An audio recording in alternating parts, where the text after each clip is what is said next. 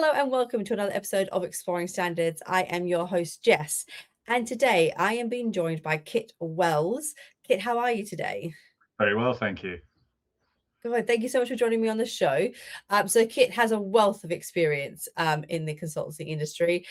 He is a lead assessor for ISO 9001, 14001, 45,001, and 50,001. And he's also an implementer, auditor, and trainer for 55,001, which is very good because that is what our topic is about today. So our episode today, we are looking at ISO 55,001, which is asset management. So we're going to get straight into the questions today. And the first one I think that we need to ask is, for those listeners who might be new to the topic, what is ISO 55001 and what does asset management actually mean in practice? ISO 55001 is the standard for asset management systems. It's structured in a way that gives you the opportunity to follow the existing standards that you might already have, the 9s, the 14s, 45s, etc. And it's aimed at assisting you and helping an organization put structure and practicality into how they approach their asset management. What you're really trying to do is achieve value from your assets. Obviously, because what else would you want from your assets? It makes Well, so much sense, exactly. doesn't it? So then why has asset management become such a critical focus for organizations in sectors such as infrastructure or utilities and manufacturing? I think the main answer to that is that as assets and companies and organizations have grown, they want a structure and a means to control and manage the myriad of assets that they look after. It's about having that structure, having those processes, setting your objectives. And by doing it in a structured way, it gives you the ability to control what you're trying to manage. Mhm. I think the reason that so many of the larger infrastructure and utility type companies are doing it is because they have such an extensive range of assets. And it's how can they best manage those? You've got the Pareto rule of 80-20. So 20% of your assets are delivering 80% of the value of your asset system. And it's how you can best control those, how you can best achieve what your objectives are for the management system, for your management of assets. And ultimately, how can you use that asset system to deliver on the organizational objectives for the business? And I'm not just talking asset objectives now, I'm talking about the much wider objectives that a company might have. Okay, that's really interesting. So what problem is ISO 55001 trying to solve, and then how is it different from sort of the traditional maintenance or operational approaches? It's not different because it's trying to incorporate the existing maintenance systems, the operational approaches that companies have. And certainly when I'm trying to implement an ISO 55001 system, I'm not trying to recreate the wheel. So if they have already in place a computer-aided facilities management system, and there are various types of system available. CAFAM is one, Shire is another that you come across. And those are bedrocks to what you're trying to do. So you don't want to change them. Mhm. So what you are providing is a more structured approach to how they use the tools that they have.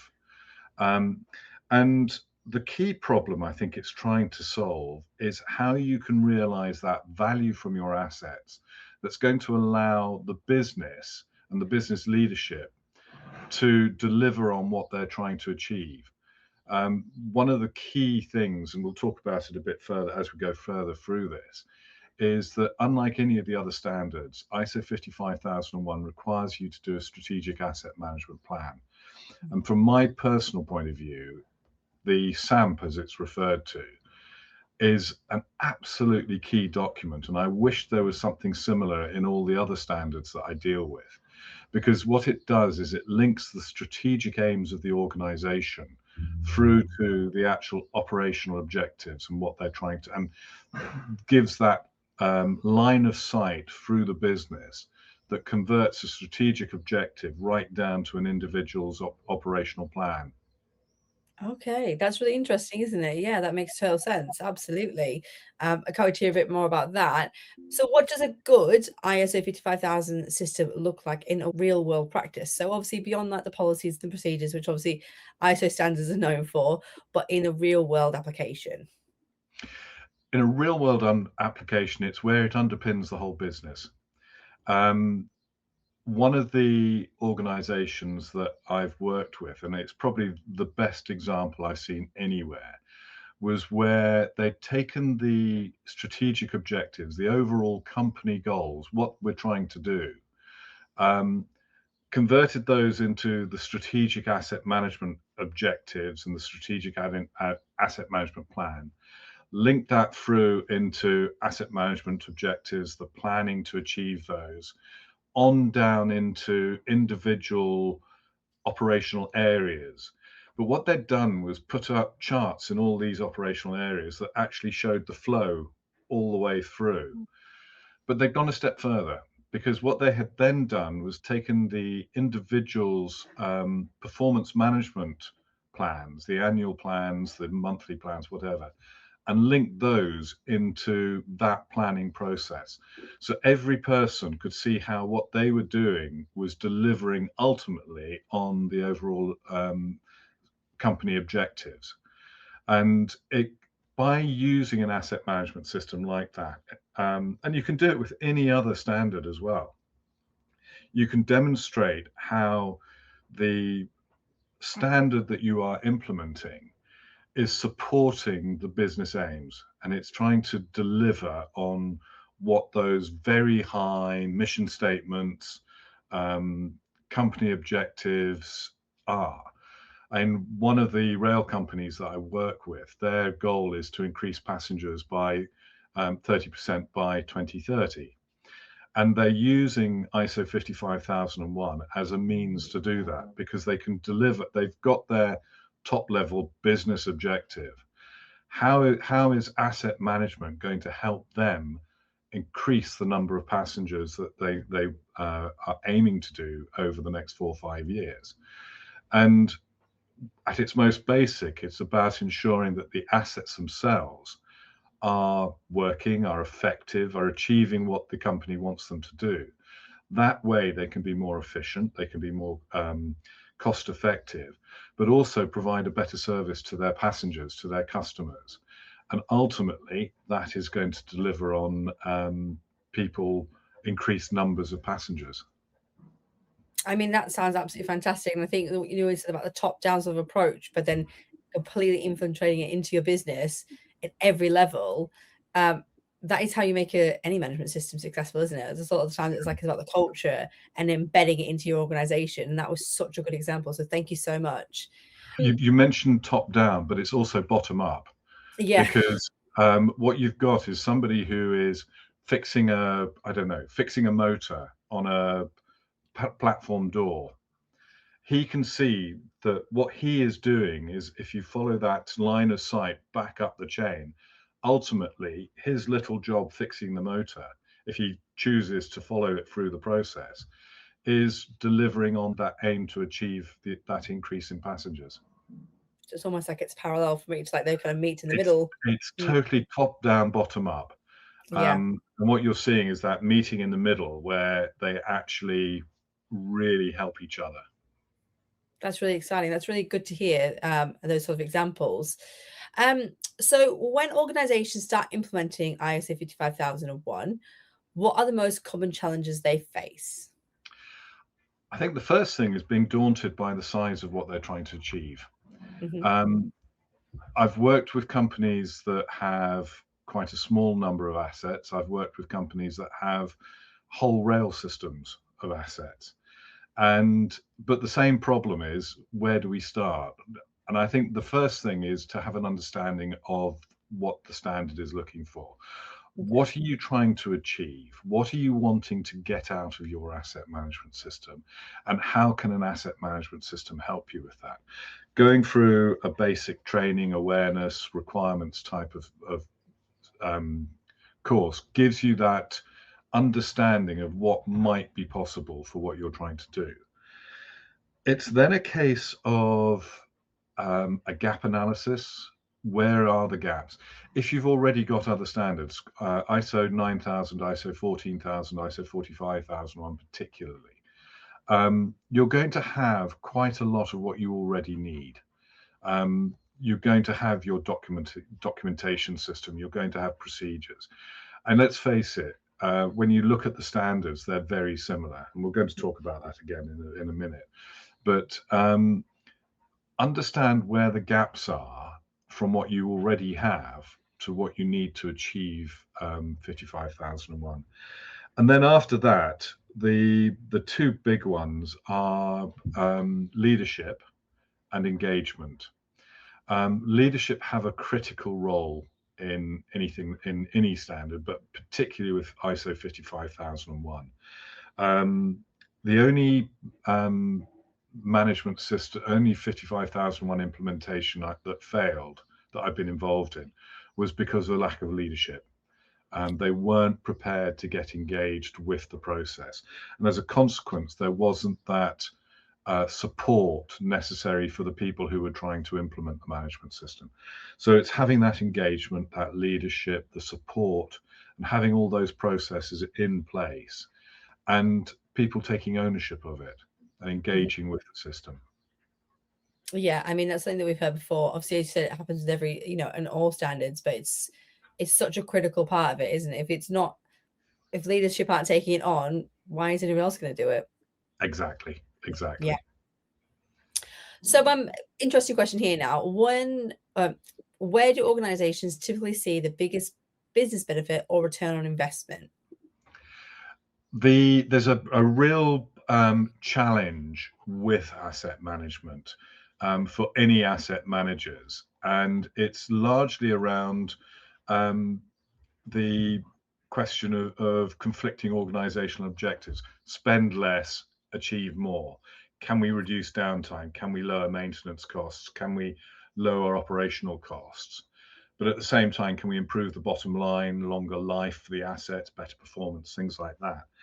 And so there is that real balance that you've got to achieve with ISO 55000, with asset management. And it's not just 55000, it's with asset management. And when I'm delivering training, the slide that deals with the balancing, the conflicting organizational objectives is one where I have an awful lot of nods.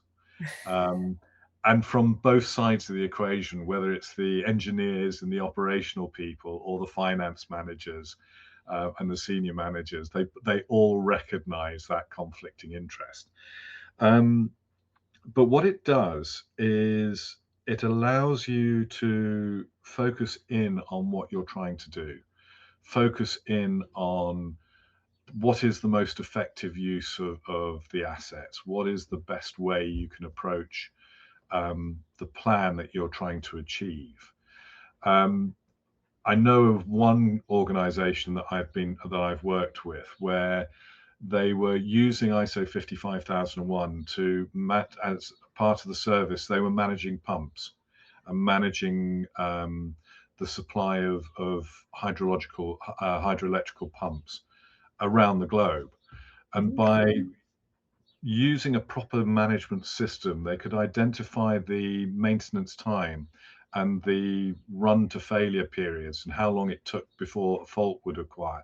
So they could then change their maintenance schedules to be more appropriate to the life expectancy of those particular pumps. And when you were talking about pumps in the middle of the Australian outback or in the Karoo in Africa or the Sahara or somewhere in the jungles of South America, where it took a full-blown expedition just to go and maintain those pumps.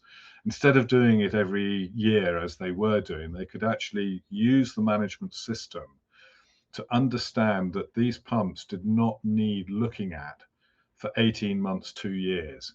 and therefore they were able to save their clients the money that they would otherwise have been spending on maintenance. So that's just one example of where you can use a properly thought out system to understand what the maintenance requirements, the intervention requirements are. It allows you to program and plan better for replacement, for upgrades, for maintenance scheduling, and things like that. So those are some of the biggest benefits you get. And when you're doing that, you're keeping the money men happy. You're keeping the accountants happy because you're actually managing your costs much, much better. You've got a better grip on the costs of and the return on investment in the asset, that allows the business to therefore achieve its bottom line better. Which is obviously what you want, isn't it? So that makes total sense. Absolutely.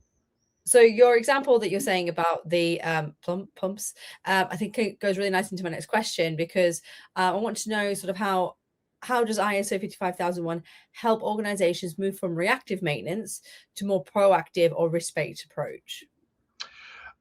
It's really interesting. The standard actually has a lot on planning in it, but it also retained the preventative action requirements in clause 10. And that was a bit of a surprise, because when you're looking at predicting what might go wrong, actually that's part of your planning. So it also almost becomes a redundant clause. What you're trying to do is use the management system, use your asset management tools to understand what the intervention periods are likely to be for particular assets. You're going to have assets that need to be maintained. And there are certain groups of assets that will give indications that they're starting to wear, they're starting to need more maintenance. And using the tools and the structures that the system gives you, the reporting requirements, the monitoring requirements, you're able to build up a picture of when maintenance is likely to be. It also allows you to start to, as history develops, understand when you get to the failure point and what run to failure looks like. And yes, there are certain types of assets where you have no indication whatsoever that it's going to fail, and then suddenly it will fail. Really good example of that is a light bulb. Because one minute the light's on, next minute it's not. But the alternative then is something like a motor, where you're going to be monitoring, you carry out your maintenance, you're going to do oil tests, you're going to take samples of oil. And as you start to see a buildup of sediment and grit and whatever in the oil, you're starting to get a picture of wear. And it's being able to plot that and plan for it. And that's the other part of ISO 55001, is that it's allowing you to plan, and it's giving you that plan, and it allows you to understand at what point you're going to likely to have to carry out replacements, repairs, things like that. So where you've got a system that is highly reactive, then the planning side is not working. What you want to see with, and this is particularly what 55001 is looking for, is a far, far greater proportion of proactive or risk-based planning against the actual reactive maintenance. And if you can get your reactive maintenance down to a minimum, then that's really successful. Again, another organization, when they started doing ISO 55001, they had the list of reactive maintenance requirements on their maintenance system was over the horizon. It was so high. And things were just not getting closed out. They were not getting done. They were not being managed effectively. 5 years on, they're down to 10 reactive maintenance a month. That's amazing, isn't it? Totally planned. It's in control. They can see, with the best will in the world, things will go wrong, and therefore you do have to react to it. But now it's not a case that it's lost in the weeds. It's something they've got a complete control on. They can plan for it. They can even actually plan for reactives. Wow. because That's they massive, can isn't it? actually say, right, we now know that on average we're getting 5 reactives a month. Therefore, we need to plan into the maintenance time a set amount of time to deal with what might be a significant reactive. Wow, that is a really good way to look at it, isn't it? Obviously you have your plan for the maintenance that needs doing, but then you also know we are going to have this many or thereabouts as many reactive ones, and let's plan for that as well. Really good example. I love that. Um, Earlier you mentioned so the other ISO standards, obviously, 9, 14, 45. So how well does 55,001 integrate with these other standards? Extremely well. Um, all the standards are based on the Annex XL high level standard. So they all follow exactly the same structure. So clause 4 is the context. It's the same for 55,001. 5, it's leadership. 6, it's operation, it's planning. 7, it's support. 8, it's operational. 9, it's performance evaluation, and 10, it's continual improvement. And like all the other standards, if you've got clauses 4, 5, 7, 9, and 10 sorted out, you've only got 2 to do for 55,001, really. The only, and there's quite a lot in 55,001 that is copied or is similar to the requirements of 45 or 14 and elements of 9 as well. So even though you've got separate requirements within those two clauses, they are you're going to be picking them up from what else you've done. The big thing with 55 is the strategic asset management plan. Hmm. Um, but I would say the thing with that is that actually you could do it for all the other standards as well, because what you're doing is taking the issues that you've identified in under the context, the stakeholders or the interested parties. They're all a requirement to be referred to in the strategic asset management plan. It's supposed to be owned by the senior leadership. You need to resource it. You need your roles and responsibilities. You need your scope. So that's all the same. And it's only when you start to get to the risk again. I was going to say get to the risk with the risk and opportunity. You have to do that for all the other standards as well. Hmm. One of the big things with this standard, though, is they've separated risk and opportunity. And I suspect it's something we'll see coming in the future as well with other standards. Because what they want you to understand is that it's not just all about risk and that opportunities are solving the risk. There are other opportunities to address as well. But risk is such a part of asset management thinking as well, Hmm. because it's your balance of risk against the likelihood of failure for a particular asset. And in some cases, it might mean that we're just going to have the lights out. In other cases, it might be that there's, I don't know, trains can't run, for instance. If you really want to take it a step further, there are numerous well documented incidents of asset failure which have been resulted in big accidents and big events. Um, and that's where the risk side of it has not been properly taken into account from an asset management point of view. But back to the original question, does it integrate with other standards? Absolutely. And the one other standard that I would add into that is 33,001, which is the risk management standard. Okay. It's very much part of that. Funnily enough, the one standard you didn't refer to that I'm a lead auditor for is 22301, which is the business continuity one. And again, asset management is very much part of business continuity. How can we ensure that by using our assets to the best ability, we can return to normal operations as quickly as possible? Okay, that's good to know as well. Yeah, so a lot of the standards, the main ones especially, integrates with, which is fantastic for people to know. Okay, let's go to more practical. So, if an organization is just starting their ISO 55001 journey, what's the first practical step you would recommend? I think the first thing is to understand the requirements of the standard. Hmm. But it's starting to also require you to understand what your business objectives are for asset management. So, what are we trying to achieve? how does that tie into the overarching business objective, the mission statement, the goal of what we're trying to achieve as a business? Once you can start linking those together, then you can start looking at how assets are going to help you achieve those objectives. It's then about creating a gap analysis. It's about starting to put together your strategic asset management plan. And I think one of the things to say about the strategic asset management plan, the SAMP, is that you're never going to get it right the first time. It's a living document that becomes iterative, and it will remain iterative throughout the time that you are running a 55,001 standard, because your objectives are always going to change. The reality of what you're doing is going to change. Over time, things change. And so you're going to keep that strategic asset management plan updated all the time. But at the beginning, it's about putting something down. What are we actually trying to achieve? I mean, that makes perfect sense, doesn't it?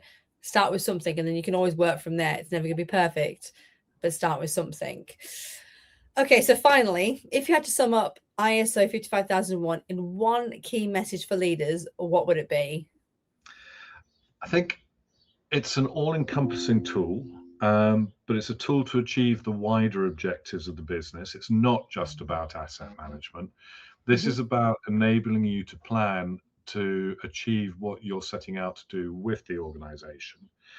The introduction of the strategic asset management requirement underpins the business, and it allows you to focus on risk, on opportunity, and the strategic intent of the organization. Fantastic. Thank you. That was so concise. I love it. That is the end of our questions for today. Thank you, Kit, for joining us on the podcast. It has been an absolute pleasure. Thank you very much. I've thoroughly enjoyed it. Fantastic. It's a nice chance to talk about asset management.